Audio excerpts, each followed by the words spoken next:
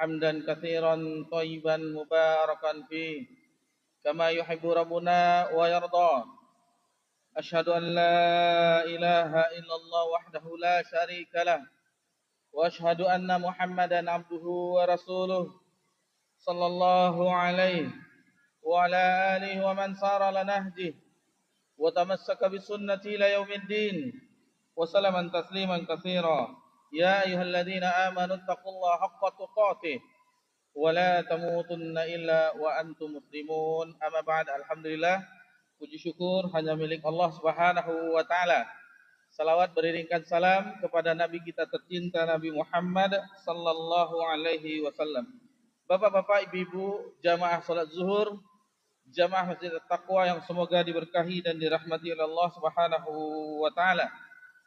Insyaallah di kajian siang ini kita akan melanjutkan pembahasan kita di pelajaran sebelumnya, masih berkenaan tentang puasa, yang mana di siang ini insyaallah kita akan membahas sebuah tema bagaimana agar ibadah puasa kita itu sempurna.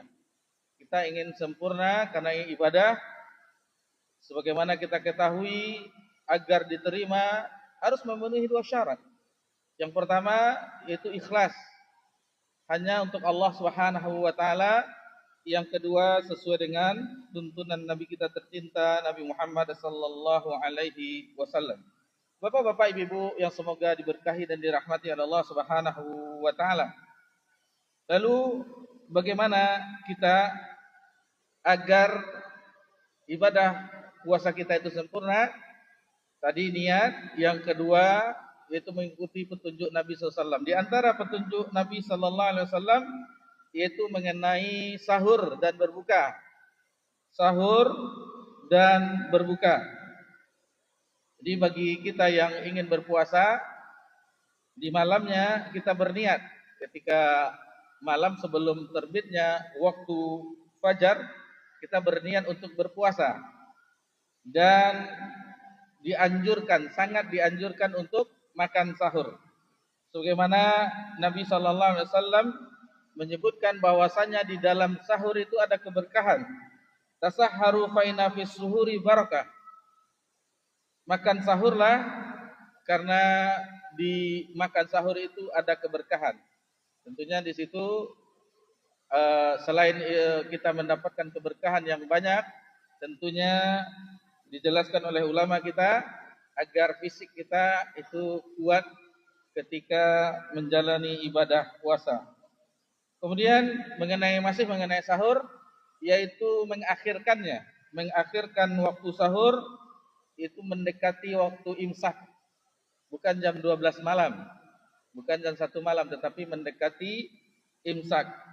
Terkadang sebagian orang sahurnya jam 1 malam, enggak, tetapi mendekati waktu imsak. Sebagaimana hadis dari Anas, yang mana Zaid bin Thabit pernah berkata bahwasanya tahsarna ma'a Rasulillah sallallahu alaihi wasallam tsumma qumna ila shalah. Jadi ketika itu kami sahur bersama Nabi sallallahu alaihi wasallam, kemudian kami berdiri untuk menunaikan salat. Kemudian ditanyakan oleh Anas kepada Zaid bin Thabit, berapa lama jarak antara azan subuh dengan waktu sahur kalian? Lalu dijawab sekitar 50 ayat. Sekitar 50 ayat. Jadi kalau kita di negeri kita ada tanda-tanda seperti sirine ya. Nah, itu sudah mendekati. Batas akhirnya itu waktu azan. Waktu azan. Karena fajar shadiq itu masuknya waktu subuh. Tetapi sirine itu sudah aba-aba mendekati habisnya, mendekati waktu sahur berakhir, mulainya imsak. Kemudian berbuka yaitu dengan menyegerakan berbuka. Nabi SAW menyebutkan la yazalun nas bi khairin ma ajalul fitr. Kata Nabi SAW, manusia akan senantiasa berada dalam kebaikan selama menyegerakan berbuka. Jadi berbuka untuk menyelisih ahlul kitab, umat-umat terdahulu yang mana mereka berbuka setelah nampaknya bintang. Jadi sudah malam. Adapun untuk umat Nabi sallallahu alaihi wasallam ketika terbenamnya matahari akan disegerakan untuk berbuka. Tentunya dengan memperbanyak doa yang kita hafal, misalnya zama'u wa batatil urub wa tabatul ajru insyaallah misalnya. Atau Allahumma lakasumtu wa bika amantu, yang mana yang kita hafal saja. Nah, jadi ada beberapa sebelumnya yaitu dengan misalnya kita tilawah Quran dan seterusnya, atau memperbanyak doa. Sebagaimana bagi yang haji dan umroh itu kebanyakan orang berdoa dan tilawah. Jangan memperbanyak buka HP ketika menjelang berbuka, tidak. Tetapi memperbanyak tilawah dan berdoa kepada Allah Subhanahu wa taala. Kemudian yang perlu kita perhatikan di antaranya yaitu menjaga adab-adab berpuasa, menahan diri dari segala hal yang merusak pahala puasa kita. Nah, ini telah kita singgung di kajian kita sebelumnya. Telah kita singgung agar kita menjaga lisan kita dari perkataan-perkataan yang mengandung dosa, riba, dusta, dudomba, perkataan kotor, dan seterusnya. Ini telah kita bahas. Begitu juga kita menjaga pandangan kita, telinga kita. Jadi pandang kita ditundukkan juga, kemudian telinga kita dijauhkan dari hal-hal yang berbau yang diharamkan oleh Allah. Juga menjaga perilaku kita, jangan emosi. Jangan emosi, kata Nabi SAW, seandainya ada seseorang yang membuat gaduh, apa yang kita ucapkan agar tidak melanjutkan, tidak terjadi pertikaian, yaitu sesungguhnya fa inni shaim. Sesungguhnya aku sedang berpuasa. Jadi tidak diladenin.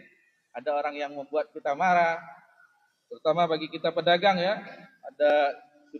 Kita sudah lapar, haus, lalu sudah capek-capek melihat contoh ini sudah dipaskan dan deal harganya, lalu mengatakan tidak ada modal lagi, atau tidak jadi sama sekali. Nah, ini memancing emosi.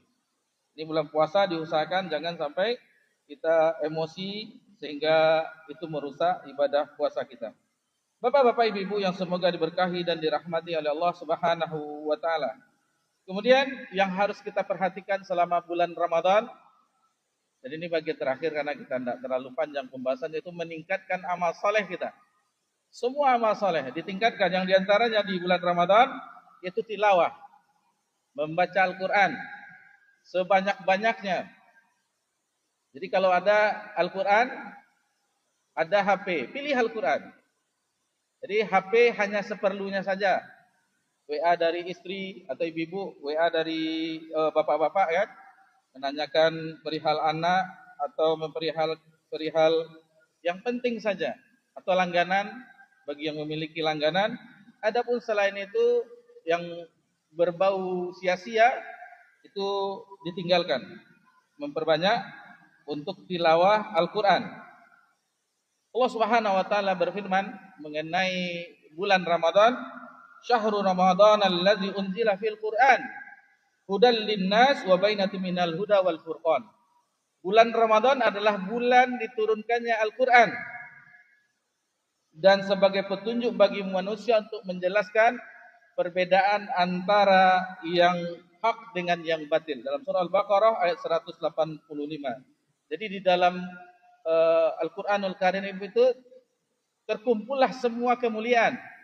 Kita mengetahui bahwasanya Al-Quran itu adalah firman Allah dari zat yang maha mulia melalui perantaraan malaikat yang paling mulia, yaitu malaikat Jibril alaihissalam, kepada hamba Allah, Nabi dan Rasul yang paling mulia, yaitu Nabi Muhammad sallallahu alaihi wasallam, di malam yang mulia, malam Lailatul Qadar, di bulan yang mulia, bulan Ramadan, di negeri yang mulia, yaitu di tanah haram. Di tanah haram, di Mekah. Jadi berkumpul semua kemuliaan di dalam Al-Quranul Karim. Sehingga dijelaskan oleh ulama kita, seandainya kita ingin jadi hamba yang mulia, yaitu dengan Al-Quranul Karim. Di situ terdapat semua petunjuk kebahagiaan di dunia dan di akhirat. Bapak-bapak, ibu-ibu yang semoga diberkahi dan dirahmati oleh Allah Subhanahu wa taala. Kemudian salat tarawih.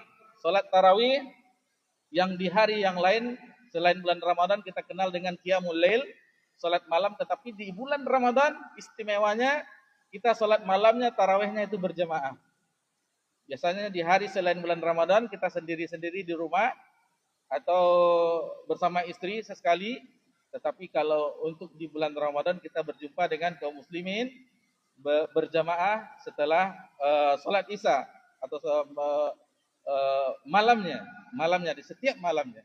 Alhamdulillah, ini hanya ada di bulan Ramadan. Nabi sallallahu alaihi wasallam bersabda, "Man qama ramadanan imana wa ihtisaban, ghufira lahu ma taqaddama min dzambi." Barang siapa yang melakukan salat tarawih, salat malam dengan iman dan mengharap pahala, maka Allah akan ampuni dosa-dosanya yang telah lalu. Di riwayat yang lain maknanya bahwasanya barang siapa yang mendirikan salat malam atau salat tarawih di bulan Ramadan bersama imam, maka seolah-olah telah salat malam tercatat salat malam semalam suntuk, satu malam seolah-olah pahalanya, keutamanya. Kemudian yang bisa kita singgung juga di bulan Ramadan yaitu sedekah. Sedekah juga memberi makan orang yang berpuasa untuk memberi berbukanya. Hadis dari Ibnu Abbas radhiyallahu anhuma yang mana beliau berkata, "Kana Nabi sallallahu alaihi wasallam ajwadan nas." Adalah Nabi sallallahu alaihi wasallam manusia yang paling dermawan. Wa kana ajwada ma yakunu fi Ramadan. Dan Nabi di bulan Ramadan itu lebih dermawan lagi. Karena di bulan Ramadan Nabi didatangi oleh malaikat Jibril. Jadi Nabi membacakan Al-Qur'an, tadarus Al-Qur'an, menstor hafalan dengan Jibril alaihissalam di bulan Ramadan. Maka ketika itu kata Ibnu Abbas, dan Nabi lebih dermawan lagi di bulan Ramadan itu karena jawadan bil khair minar rihil mursalah. Dan kedermawanan Nabi di bulan Ramadan itu melebihi dari angin yang berhembus. Ini mudah-mudahan ini ya kita dimudahkan untuk mengamalkan yang beberapa poin yang kita sebutkan tadi. Kemudian adapun orang yang memberi berbuka puasa, man fatara shaiman kana lahu mithla ajru ala ghairu annahu la yanqus min ajri shaim syai'in, rawahu Tirmizi. Jadi barang siapa yang memberi berbuka orang, tentunya dengan berbuka puasa yang mengenyangkan, dia akan mendapatkan pahala tanpa mengurangi pahala orang yang berpuasa sedikit pun. Kemudian yang terakhir yang bisa kita singgung juga, karena ini istimewa adanya di bulan Ramadan, yaitu i'tikaf. Itu di 10 hari terakhir bulan Ramadan.